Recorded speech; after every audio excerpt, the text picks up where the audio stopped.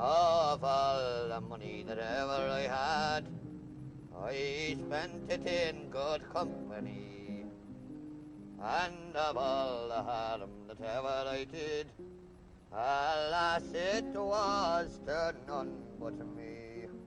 The Parting Glass is one of our most enduring folk songs. Though, funny enough, most of its origins are actually in Scotland, but, Celtic roots, so. Originally rendered as a poem in the 1600s, it quickly became a popular song to sing at New Year's until Auld Lang Syne took over that kind of popularity for it. Still, it remains extremely popular in Ireland with many renditions to this day. And you're probably saying to yourself, why is this song so popular in Ireland? It's a drinking song. A parting glass was something that used to be handed to the person who was, leaving the social gathering, kind of a one for the road thing, so to speak. So yeah, of course it got popular here. At the same time, it has a strong melancholic mood to it. And look, despite my complete lack of accent, I grew up in Ireland and I completely understand the melancholic mood of being drunk and somebody leaving, even though you're probably going to meet them like in the morning or whatever. It's a melody not really befitting the worst consequences of you coming home to your Mrs. or Mr. or non-binary partner, your mix, and them blowing the head off you for saying you were supposed to arrive at 10 and it's like 3 in the morning. Don't worry though, I've heard the makeup sex is amazing. It's a very popular song at funerals as well, like you saw with that Ronnie Drew clip I showed at the beginning where he's about to be hung. It fits that tone. And it also has a strong connection with Irish immigrants. And I mean, there's something to that. It always reminds me of this old joke. An Irish boomerang, when you throw it away, it doesn't come back, but it sings sad songs about it. We're a country bereft of sad departures. We have a long documented and noticeable culture of immigration. It's a long and laborious history, too long for the confines of this video, but the short answer is the famine. Fuck the British, fuck the Queen, sorry the King. Did that offend you? Fuck you too. I want me country back, fertilizer joke. And again, this is well recorded, this is well documented. Trust me, I know. I did a minor in history when I was in college and don't remember any of it. That person who tried to fail my module really was right to do that. Well, look at me now, Declan!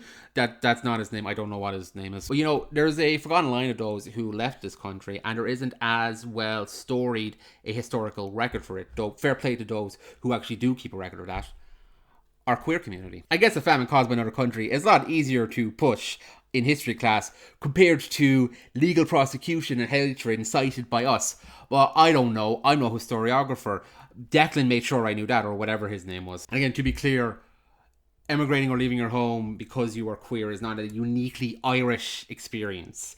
It's rather a rite of passage, as depressing as that is. And as far as we've come, asterisk, this hasn't changed. I just find this idea of queer history in Ireland interesting to examine.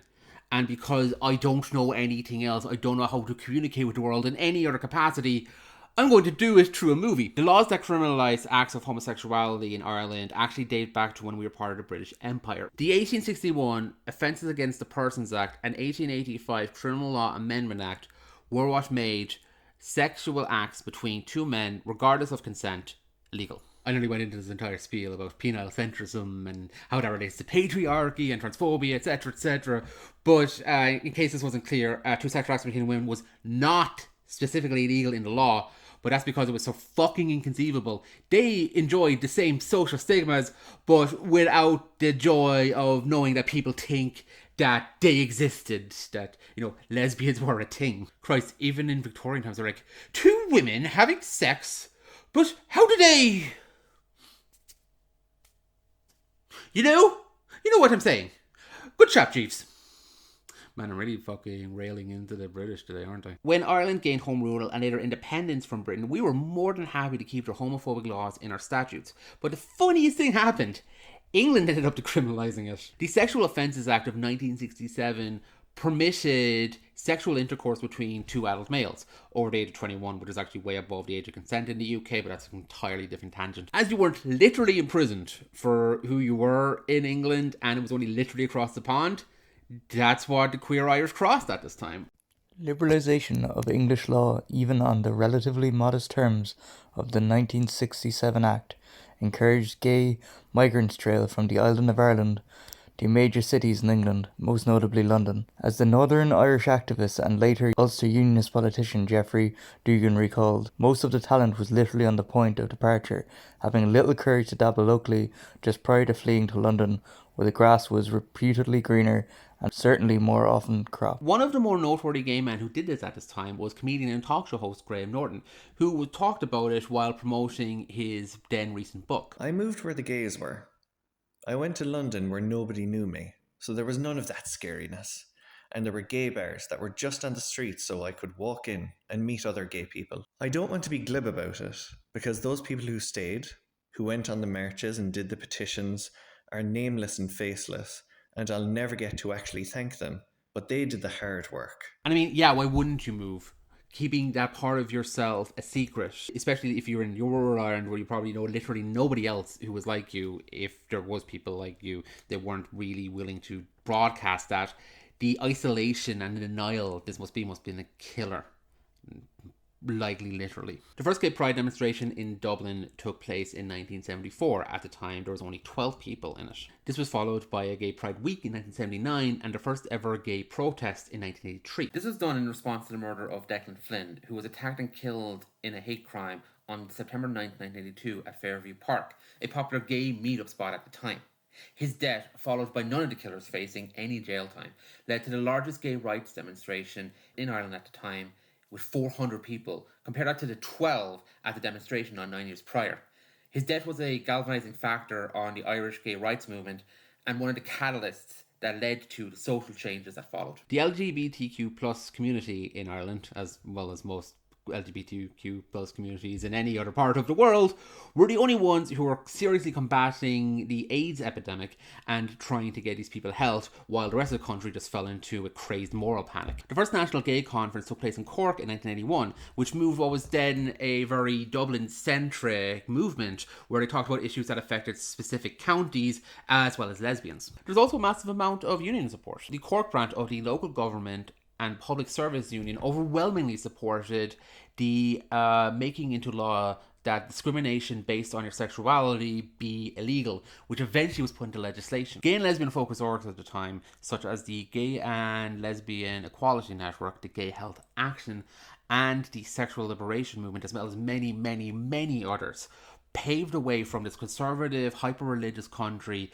with fervour, unity, and gusto. What's more important here is a challenge that lecturer and later Senator David Norris put to the High Court in 1977, which questioned the criminalisation of homosexual activity. This eventually led to go to the European Court of Human Rights and finally be decriminalised in Ireland on June 1993. It always baffles me to think about this, that this antiquated 19th century law that made being queer in this country basically illegal as an identity was finally overturned only 30 years ago. I was 3 when this happened. I can't compute it. And the thing is, I can and cannot compute it all I want.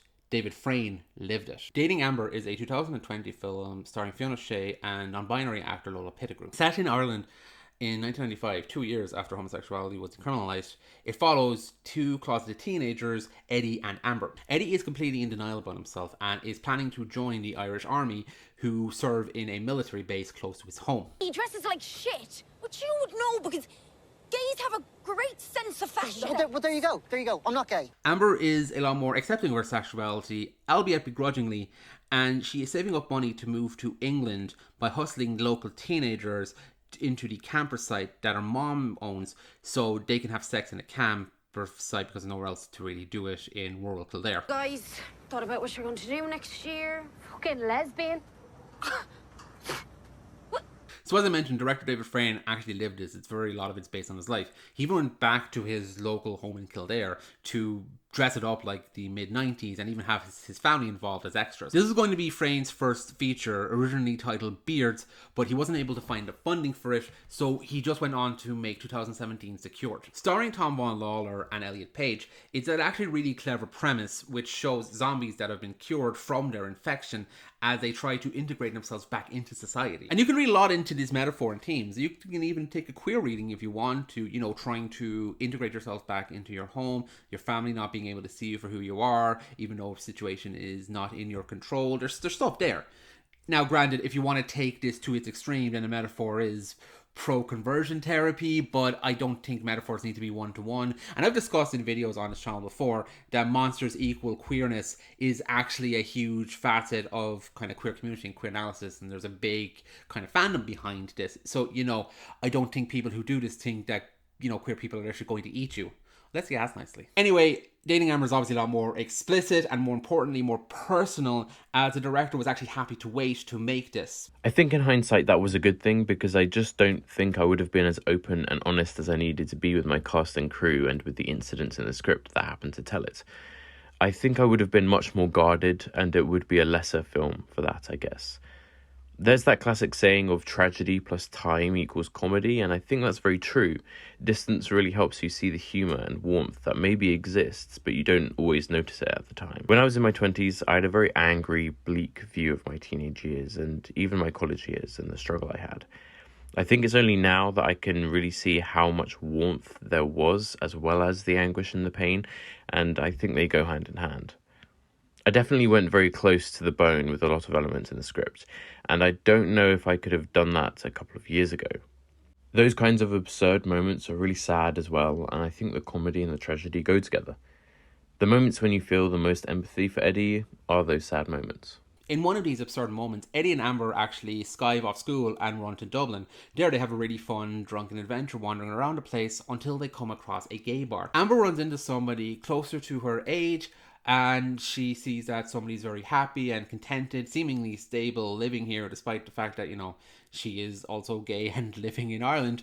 Whereas Eddie goes up to a drag queen and in a rather tender moment goes onto the stage and starts hugging him as he's performing. You okay, baby gay? And you're probably thinking, what has this got to do with resistance? This is your moment? And yep, I think it has everything to do with it. From teenagers running away and discovering the joys of being separate and free from the confines of their living situation, to queer people resisting a role society puts on them and finding something very important: community. Eddie and Amber don't really have a lot in common outside of this one thing, but it's true, the so to speak marital convenience that really helps them and nurtures them. They find this connection, this bravery. Amber would have probably never had run to Dublin the way she does had she not somebody else to speak more openly about herself and give her that confidence. Eddie is still very much in denial, and he will be throughout the film. But in this moment, he's allowed to be honest with himself and he's allowed to be vulnerable. Frayn talks about this specifically in the interview I quoted above. For me, that moment of going into a gay bar for the first time and finding a queer space when you're closeted or newly out is really scary and really exciting and exhilarating. It feels otherworldly, so I wanted it to feel like they were entering a different world entirely. When Eddie floats up to the stage and dances with Johnny Woo, the drag queen, there's this really maternal kind of very gay godmother essence to it. I wanted it to feel like they were finding their tribe and to feel like it was almost teetering on magical realism. It was about how it felt and getting that feeling of finding your place in the world. I love that. I love that he finds this feeling of acceptance and community through this drag performer, which has a lot of connections to the queer community. And it's sadly become more precedent 3 years later in the way that drag has been demonized, especially in the United States, in terms of leading this queer moral panic. And it's a nice tip to queer Irish culture in its own way, because drag actually has a very huge prominent presence in Ireland. Drag has had a slow but rather smooth development into existence here in comparison to America, for example. Even when Ireland was wallowing in extreme Catholicism, Michael MacLeod, co-founder of the Gate Theatre and remarkable playwright, was appearing on Irish television in full drag as early as the 1950s. MacLeod was a trailblazer for the LGBTQ+ community, even openly referring to his life partner on live television at a time when homosexuality was illegal. The concept of gender discombobulation, as Irish drag mother Panty Bliss puts it, was introduced into the Irish psyche on platforms readily viewed by the entire nation and embraced as a form of entertainment. MacLearmore facilitated a TV presence for the LGBTQ+ community so that today, drag has a place on Irish primetime TV, with Dublin drag queen Shirley Temple Barr presenting bingo every Sunday. This visibility is crucial as it demonstrates inclusivity within national institutions where drag can unravel into artful performance, staunch political activism, and a symbol of solidarity and inspiration for the community itself. Platforms where the art is valued, protected, and shared become a significant source of power for a chronically oppressed community, providing the medium by which they can express themselves and change the status quo perception of drag within Ireland. Creating spaces for these artists and the LGBTQ+ community itself is a central concern for the dissolution of the phobia of the other that causes a wider rift between equality and the LGBTQ+ community. Important facet of this is the place to go to, which is Dublin. Now, mired as I am to admit this as a Corkonian, Dublin had kind of the biggest influence in terms of queer community and queer culture and queer activism, as I mentioned above, before the decriminalisation. It had all these facets in place. Those who couldn't take the boat tended to actually go to Dublin, even with the criminalisation still in effect. For those who did not leave Ireland or who were on their way to the boat, Dublin offered a modest version of London's burgeoning lesbian and gay nightlife, and had done since Victorian period, with pubs such as Bartley Dunn's and Rice's, both near St. Stephen's Green, a noted cruising area clearly established as gay-friendly in the 1950s.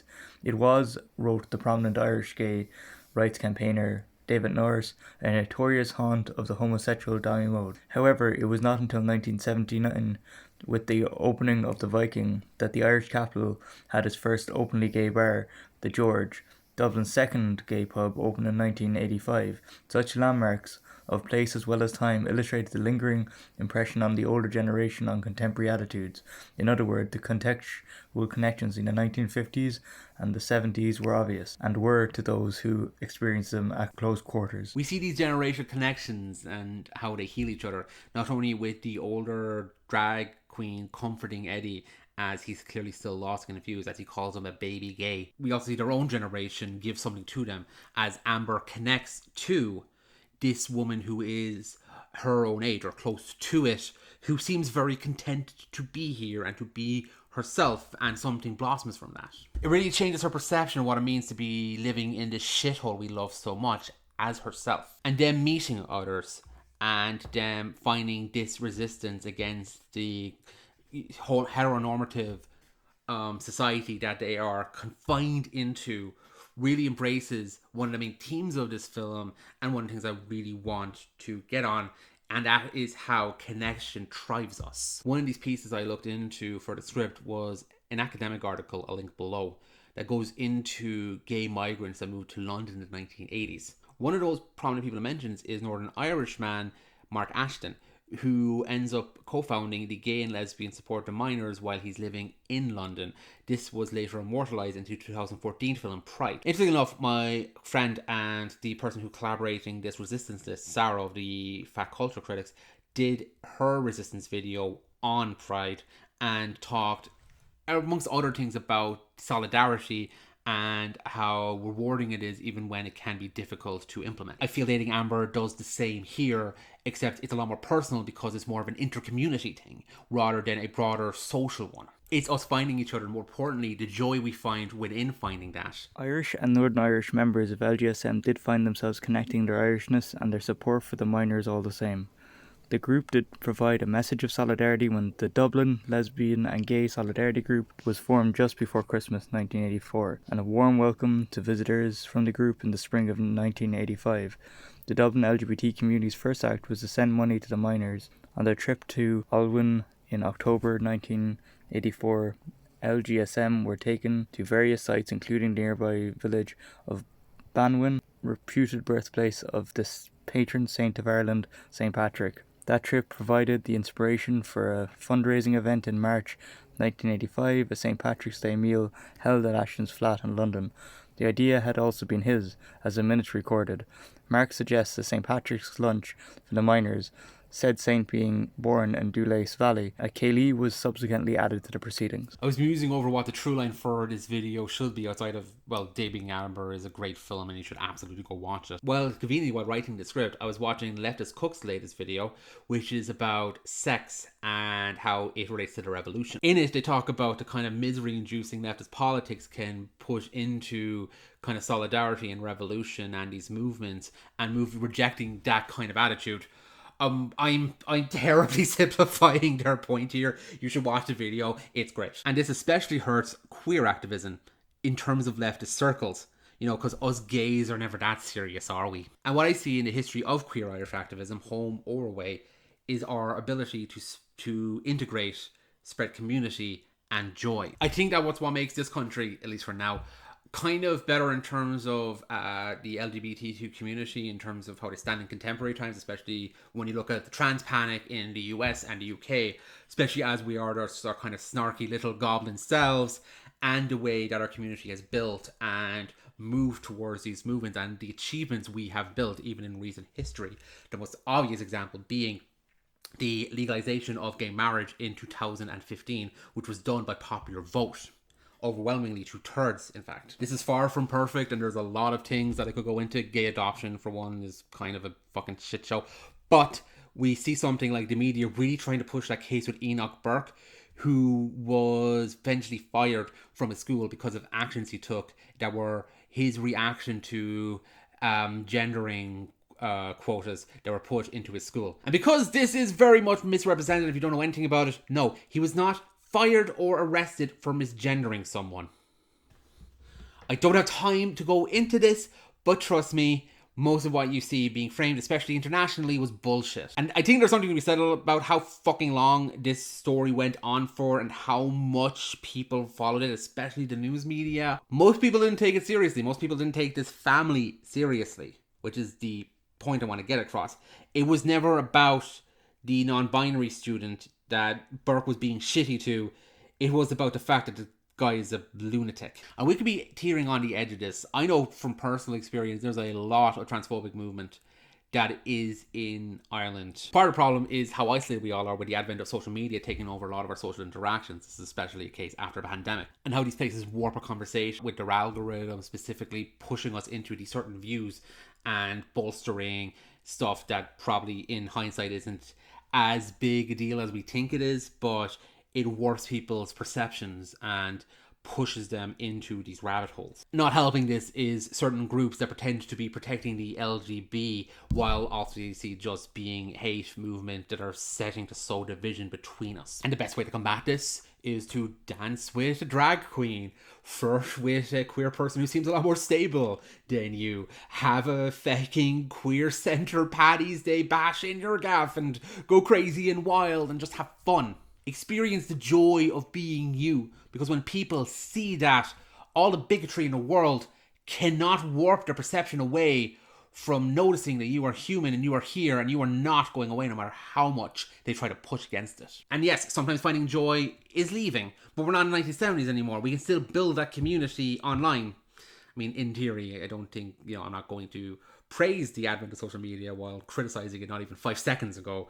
We have these issues. What I'm saying is it's easier to connect for all of us all over the world. Because I do need to make crystal clear, in case this gets lost in translation, there's nothing wrong with moving.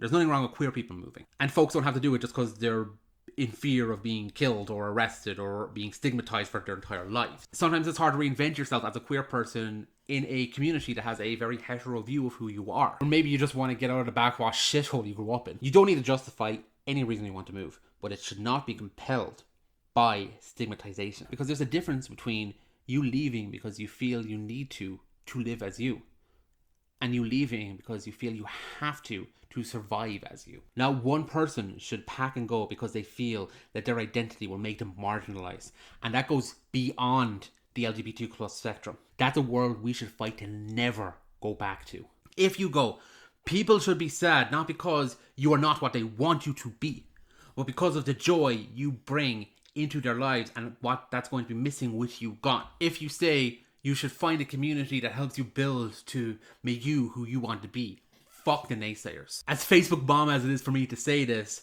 sometimes the best resistance is just to be the best version of you. So yes, see this movie. It's excellent, and it came at a time I needed it. It's funny and heartfelt with a lot of lovely characters who don't always do the right thing or feel the right person, but that makes them feel more human. But God, it just gives me hope to see what we can learn and live and love as a queer society together in this country, despite the corrosive bullshit that tries to set us back. So here's to those who left, those who didn't, every queer person that makes this world magical and weird. Sláinte. One for the road. Of all the money that e'er I had, I spent it in good company, and all the harm that e'er I done, alas, it was to none but me. And all I've done for want of wit, to memory now I can't recall. So fill to me the parting glass. Good night and joy be to you all. So fill to me the parting glass, and gather as the evening falls, and gently rise and softly call, good night and joy be to you all. Happy Pride.